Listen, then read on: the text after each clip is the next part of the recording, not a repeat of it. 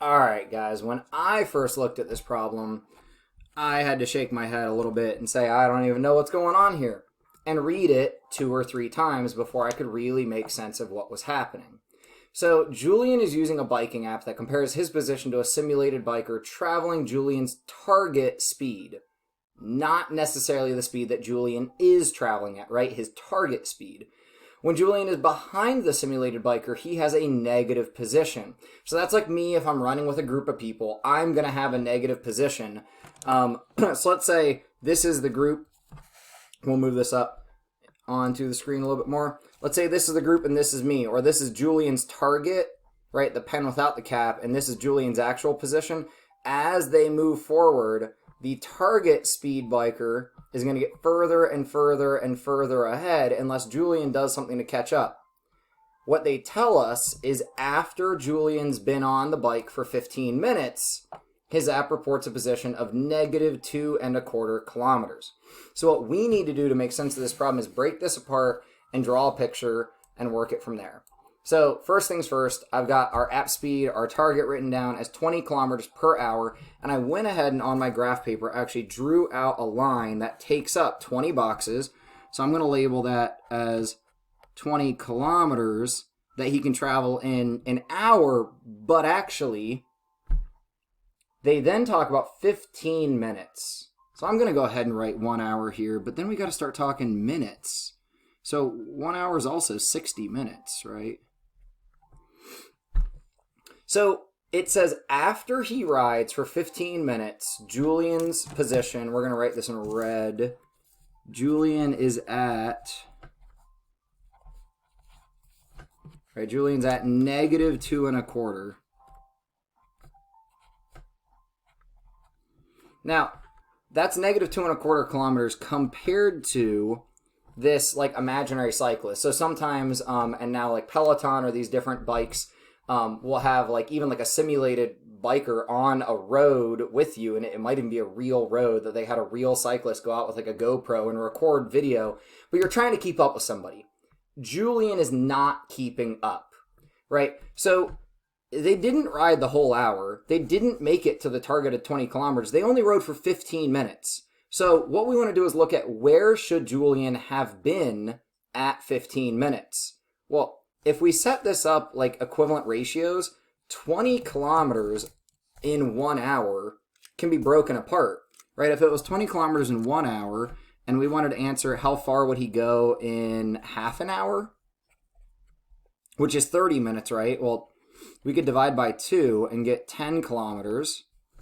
We could divide again by 2, right, to get to 1/4 of an hour, which is 15 minutes, and find out that we should have gone 5 kilometers. So these are equivalent ratios, and this is our rate, and this is all content that we're about to cover more deeply in the next chapter. So that's why these problems are still a bit tough for you guys. We haven't done as much with rates and ratios recently as we have like percent problems, right? So I'm going to go ahead and scooch my paper up because we have everything we need to know except for their question is what's Julian's average speed been so far? So if we find out that they should have gone 5 kilometers in 1 hour, we can say, okay, 1, 2, 3, or sorry, not in 1 hour, 1/4 of an hour. 1, 2, 3, 4, 5. So this is 5 kilometers. Now, Julian's at negative 2.25 kilometers at the 15-minute mark.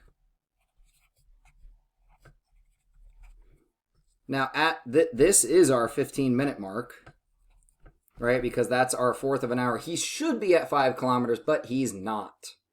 If he's behind the cyclist, he clocks a negative position. So good thing I'm on my graph paper. I can actually kind of go back 2.25. So I go back 1, go back 2, go back 2.25. So this is where Julian actually is after 15 minutes. Target would have been here at 5 kilometers, but this is where he actually is. So if we know that this gap back was 2.25 kilometers, right? They tell us that that gap back is 2.25 kilometers. We can figure out what the distance that he has traveled is. So to figure out how far he has traveled, we can take that 2.25 away from our 5 kilometers, and just get that this would have been 2.75 kilometers. Now, technically, I should be writing this on top because I had kilometers on top of this line. So I know some of you will yell at me if I don't fix that. So technically, kilometers should be up here. So 2.75 is how far Julian actually rode in 15 minutes.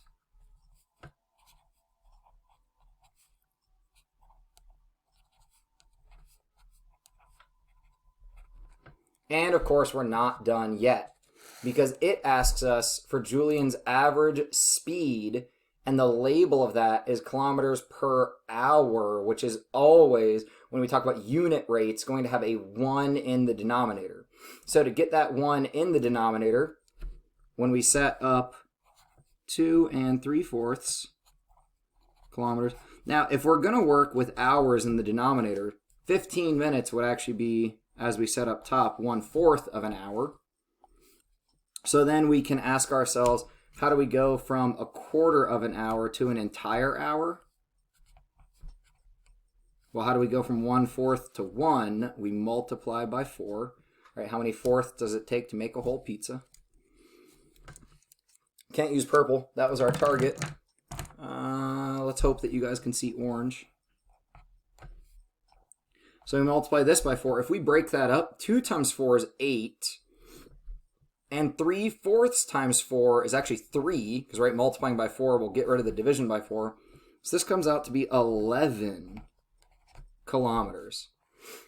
So based on how fast Julian was traveling, the fact that he wasn't keeping up with the pace that he set, because the pace that he set, that target pace, would have been 20 kilometers in 1 hour, right? He didn't keep up with that. He had only traveled 2.75 kilometers in 15 minutes, and then we use that speed or that rate to get up to our unit rate of 11 kilometers in 1 hour. Hopefully that helps out anybody stuck on that cycling problem. Again, please continue to email me stuff. I will make responses as quickly as I can and get stuff sent back to you.